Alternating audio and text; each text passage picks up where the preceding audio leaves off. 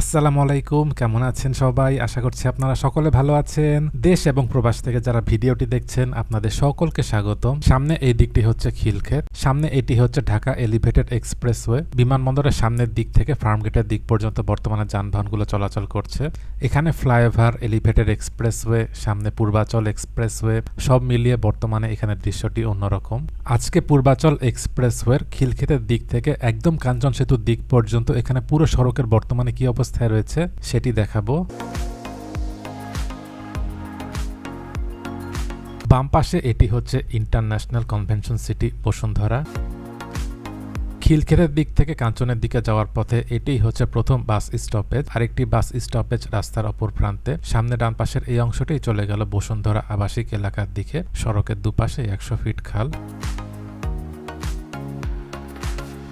সামনে এই জায়গাটিতে একটি ফুটওভার ব্রিজ। ডিভাইডার অংশগুলো সবুজ হওয়ার কারণে দেখতেও ভালো লাগছে। 100 ফিট খালের দুপাশে হাঁটার যে পথ সেটির কাজও শেষ হয়ে গেছে। যানবাহনে করে যখন আমরা সড়কটি দিয়ে যাব, এখানে যেন আমরা চিপসের প্যাকেট, পানির বোতল এগুলো না ফেলি। সেই সাথে 100 ফিট খালের এখানে আমরা যারা ঘুরতে আসবো, খালের মধ্যেও যেন আমরা প্লাস্টিক জাতীয় জিনিস এবং অন্যান্য ময়লা যেন না ফেলি। খালের হাঁটার পথের অংশেও যেন ডাস্টবিন রাখা হয়। আমরা যদি আমাদের চারপাশটিকে পরিষ্কার পরিচ্ছন্ন করে রাখি তাহলে সবসময় জায়গাগুলো পরিষ্কার থাকবে। ডিভাইডার অংশগুলোতে দেখা যাচ্ছে গাছ লাগানো হয়েছে। গাছগুলো যখন আরেকটু বড় হবে তখন এখানে সবুজের পরিমাণটা আরো বেড়ে যাবে।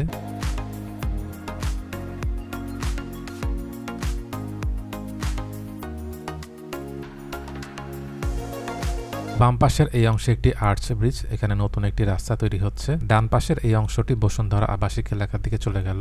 যারা খিলক্ষেতের দিক থেকে এসে বসুন্ধরা আবাসিক এলাকার দিকে যাবে, আর একটু সামনেই 1 নাম্বার ইন্টারসেকশন, সেখানে ইউটার্ন নিয়ে সার্ভিস লেন দিয়ে তারপরে বসুন্ধরার দিকে যেতে হবে।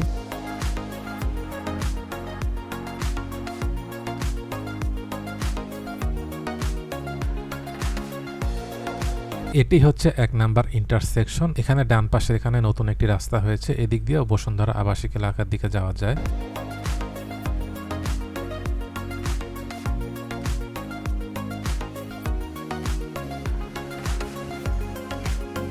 সামনে এটি হচ্ছে দ্বিতীয় ফুটওভার ব্রিজ। এটির সামনেই বাস স্টপেজ। বাস স্টপেজের কাজগুলো দেখা যাচ্ছে হয়ে গেছে। প্রতিটি বাস স্টপেজে দেখা যাচ্ছে ফুটওভার ব্রিজ করা হয়েছে।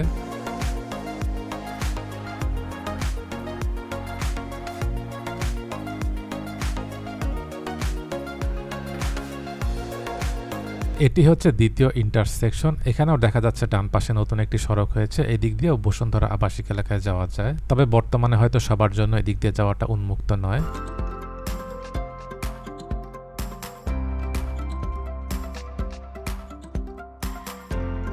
বর্তমানে তাপমাত্রা আগের তুলনায় অনেক বেড়ে গেছে। ফুটপাতের পাশে যদি গাছ থাকে, এটি যেমন ফুটপাত অংশে ছায়া দেয়, সেই সাথে এটি আমাদের পরিবেশের জন্যও ভালো।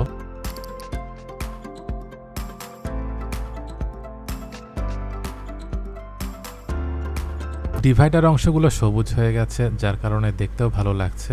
এখানের আশপাশটি যেন পোস্টার মুক্ত থাকে, তাহলে এটির সৌন্দর্য ঠিক থাকবে। মেট্রো রেলের এমআরটি লাইন 1-এর একটি অংশ পূর্বাচলের এই দিক দিয়ে যাবে। এমআরটি লাইন 1টি বিমানবন্দরের সামনের দিক থেকে শুরু হয়ে কুড়িল বাড্ডা হয়ে কমলাপুরের দিকে যাবে। সেই অংশটি হবে পাতাল রেল। আর কুড়িলের দিক থেকে পূর্বাচলের শেষ প্রান্ত পর্যন্ত এই অংশটি হবে এলিভেটেড অংশ। এখানের মেট্রো রেলগুলো উপর দিয়ে যাবে, যেমন এমআরটি লাইন 6। জানা গেছে এখানে সড়কের মাঝখানে যে ডিভাইডার অংশ রয়েছে, এখানে এই পিলারগুলো হবে। এখানে যখন কাজ শুরু হবে তখন রাস্তার মাঝখানে ডিভাইডার অংশের যে গাছগুলো আছে সেগুলো হয়তো থাকবে না। কাজ শেষ হওয়ার পর তখন হয়তো আবার নতুন করে গাছ লাগানো হতে পারে। এই জায়গাটিতে একটি বাস স্টপেজ, সামনেই তৃতীয় ফুটওভার ব্রিজ।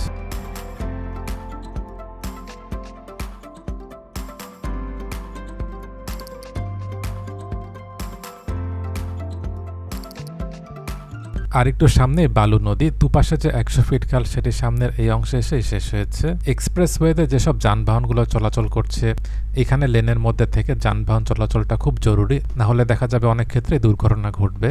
যানবাহনগুলো যখন এক লেন থেকে আরেক লেনে যাবে তখন যেন অবশ্যই আমরা সিগন্যাল লাইটটি জ্বালিয়ে এক লেন থেকে আরেক লেনে যাব। ডান পাশে এটাই হচ্ছে পূর্বাচলের আন্তর্জাতিক ক্রিকেট স্টেডিয়ামের মাঠ। এবার এদিকে এসে দেখতে পাচ্ছি স্টেডিয়ামের মাঠটিকে পরিষ্কার করা হচ্ছে। মাঠের সামনের এই অংশটিতে বাস স্টপেজ, এদিকের অংশে এসে দেখতে পাচ্ছি এখানে ফুটওভার ব্রিজের কাজটি হয়নি।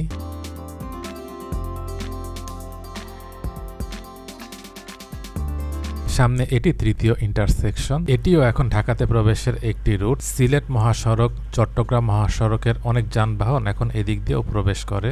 ঢাকা বাইপাস এক্সপ্রেসওয়ের কাজটি যখন সম্পন্ন হয়ে যাবে তখন এই দিক দিয়ে টাঙ্গাইল মহাসড়কের দিকে যাওয়াও সহজ হবে। মাদানী এভিনিউ থেকে পূর্বাচল এক্সপ্রেসওয়েতে আসার জন্য বালু নদীতে যে সেতুর কাজ চলছিল সেটি বর্তমানে যানবাহন চলাচলের জন্য খুলে দেওয়া হয়েছে। এর আগের মাদানী এভিনিউর ভিডিওতে আপনাদেরকে সেই অংশটি দেখিয়েছিলাম। এই অংশটি হচ্ছে এক্সপ্রেসওয়ে থেকে সার্ভিস লেনে যাওয়ার জন্য, আর ডান পাশের এটি হচ্ছে সার্ভিস লেন থেকে এক্সপ্রেসওয়েতে আসার জন্য। যারা ইউটার্ন এবং দুপাশের এলাকাগুলোতে যাবে সামনে ইন্টারসেকশন দিয়ে যেতে হবে। সামনে এই জায়গাটিতে বাস স্টপেজ, তার একটু সামনেই ফুটওভার ব্রিজ।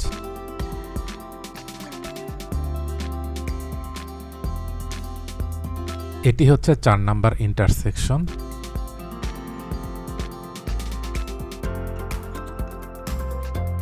এটি হচ্ছে পূর্বাচল আবাসিক এলাকা।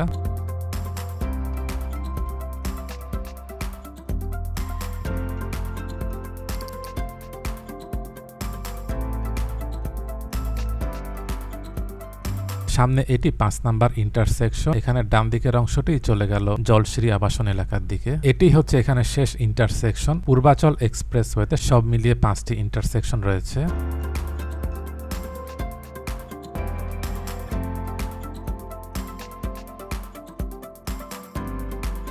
এদিক দিয়ে মাদানী এভিনিউ হয়ে গুলশান বনানীর দিকেও যাওয়া যাচ্ছে।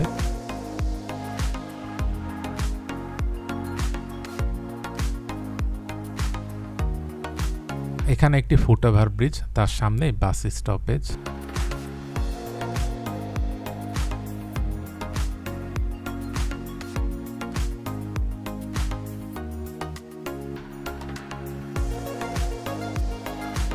সামনের দিকে এই জায়গাটিতে আরেকটি বাস স্টপেজ। এখানে বাম পাশটি হচ্ছে পূর্বাচল 7 নাম্বার সেক্টর এবং ডান পাশটি পূর্বাচল 3 নাম্বার সেক্টর।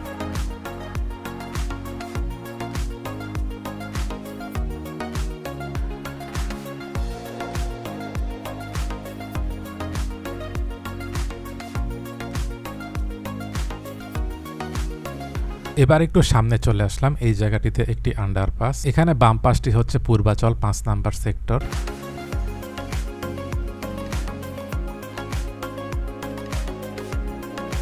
এই জায়গাটিতে একটি ফুটওভার ব্রিজ। এটির সামনেই এখানে শেষ বাস স্টপেজ।